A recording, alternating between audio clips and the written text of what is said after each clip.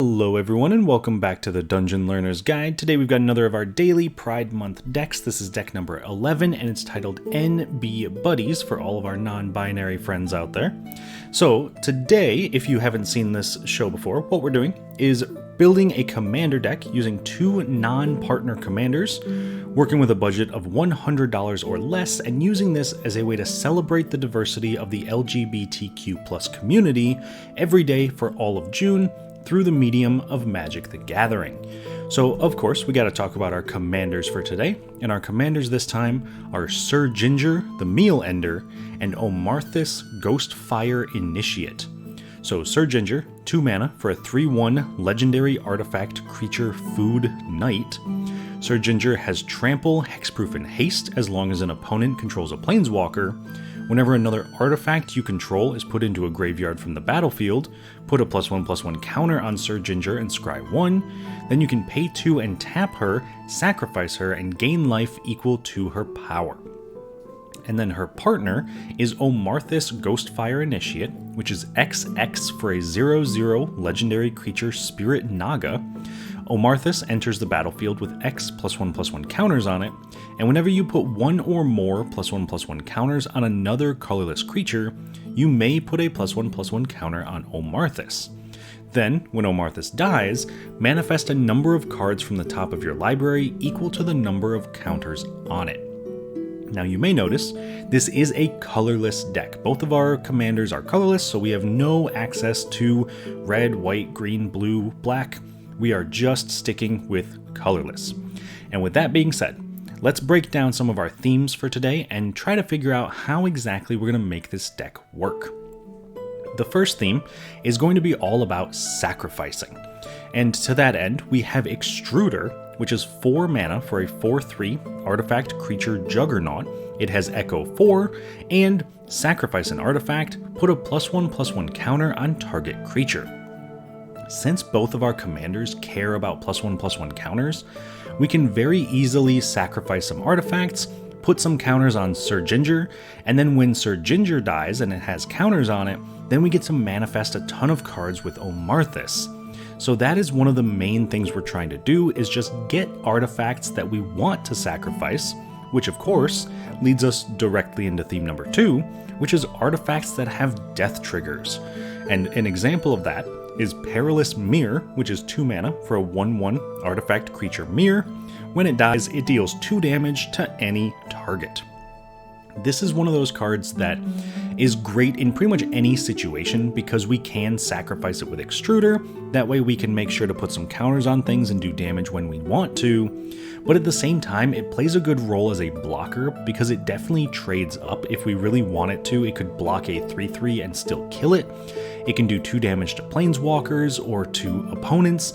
So it's very versatile and it's a great way for us to kind of figure out how the board is looking, and if we would like to change anything, then we have a way to do so.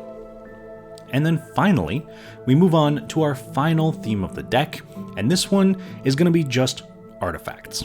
Because we're focusing so heavily on artifacts that can leave the battlefield and sacrificing artifacts, then obviously we have to have a ton of artifact synergies, and one of the best examples of that is Shimmer Mirror, which is 3 mana for a 2/2 artifact creature mirror. It has flash, and you may cast artifact spells as though they had flash. So this is a great way to kind of surprise our opponents, maybe with blockers. We can flash in the Perilous Mirror, block, do 2 damage. We can flash in Extruder, sacrifice our board, put a ton of counters on Sir Ginger. Or maybe in some cases, it's just flashing things in at the end of an opponent's turn, so we don't necessarily have to worry about what we're doing on our turn.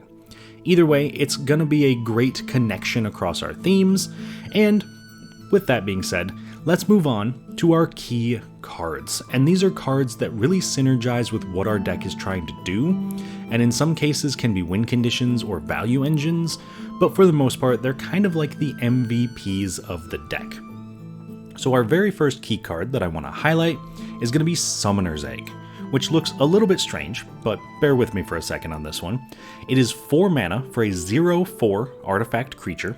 When it enters, then you may remove a card in your hand from the game face down.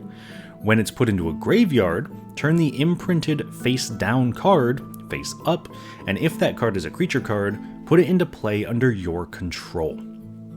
Because we have so many ways to sacrifice artifacts, Summoner's Egg essentially is 4 mana to put any creature from our hand directly into play, which, considering we are colorless, there's a lot of very expensive colorless creatures that we would want to sneak into play a little bit cheaper, and so I think that it does a good job of being kind of innocuous. It doesn't look like too much, but our opponents are not going to be prepared for whatever comes down after it dies. Moving on to our second key card, this one is Mystic Forge, probably one of the best cards in any colorless deck. It's 4 mana for an artifact. You may look at the top card of your library at any time.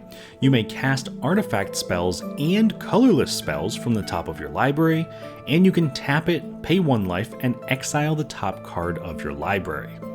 This essentially gives us an entire extra hand where we are able to cast things from the top of our library, since every single card in our deck is either an artifact or colorless.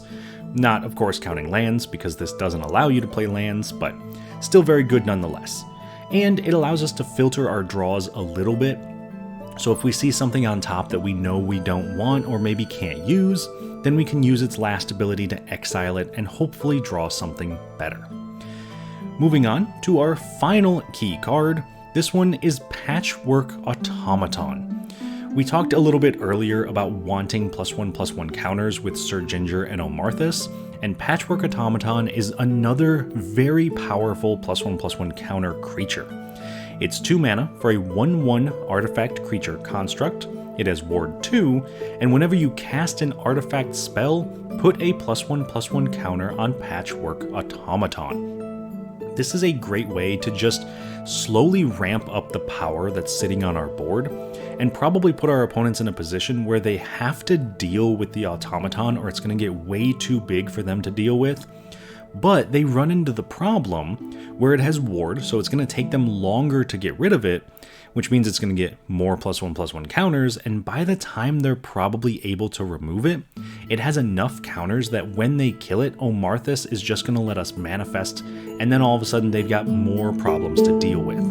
So it plays a threat on its own, and then it turns our counters with Omarthus into other threats as well.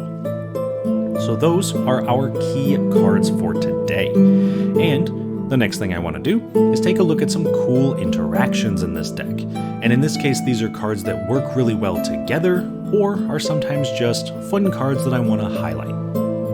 So, our very first cool interaction is going to be Junk Diver and Grinding Station. So Junk Diver, 3 mana for a 1/1 artifact creature bird. It has flying, and when it dies, return another target artifact card from your graveyard to your hand.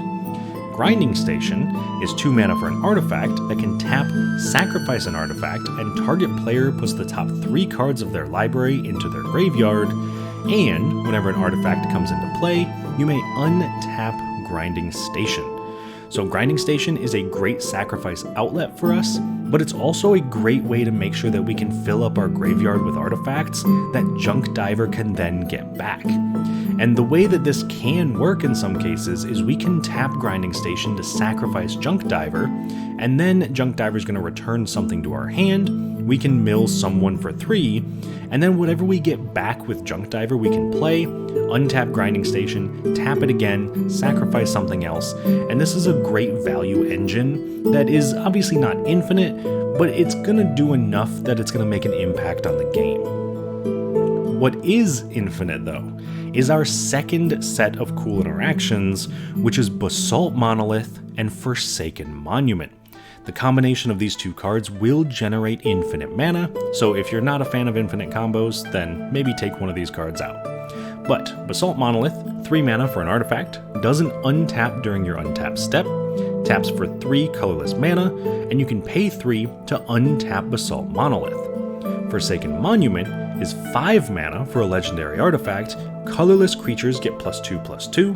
Whenever you tap a permanent for colorless mana, you add an additional colorless mana, and whenever you cast a colorless spell, you gain 2 life.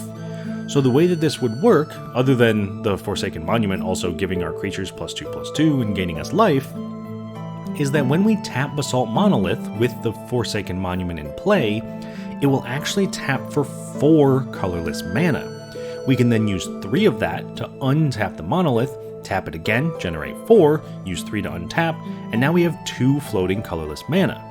We can do this an infinite number of times to generate an infinite amount of mana, which isn't super efficient, but it's definitely something that if we have the ways to interact with it, if we have card draw, we have things to be doing, then this can very quickly end a game, even though we don't really have any instant win cards that we can get from all of this. We can cast an infinitely large Omarthus, we can make sure that we have Sir Ginger, which if someone has a Planeswalker and has haste, we can gain infinite life, although I suppose we could gain infinite life anyway with Forsaken Monument, but either way, it's still a very powerful effect.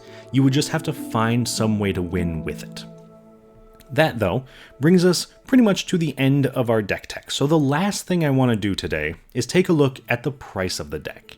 And today our deck came in at $73.78, with the most expensive card in the deck being Wormcoil Engine at $8.35.